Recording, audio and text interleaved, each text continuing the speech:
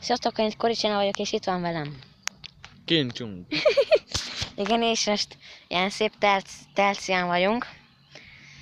És biciklivel, és megyünk haza, mert már kicsit későre jár. És ilyen nagy mocsárok vannak. És most nem tudjuk, hogy hol vagyunk. Konkrétan. Ugye? A semmi közepén. Igen, itt a semmi közepén. Na mindegy, gyere már. Jaj, basszus, egy kézzel de szart viccajozni. Itt majd lesz egy kis vágás, mert itt lesz akkora nagy bazi nagy götör, mint a szutyok. Mi is a neved? Várjál. Ja, Kincsung mondja, hogy toljam át, mert olyan meredek, mint a hónajszag.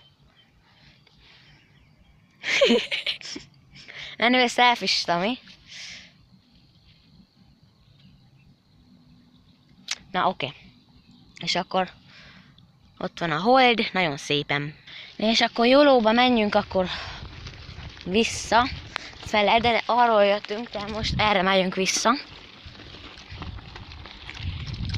Eddig hallod, tök szar egy kézzel bicajozni.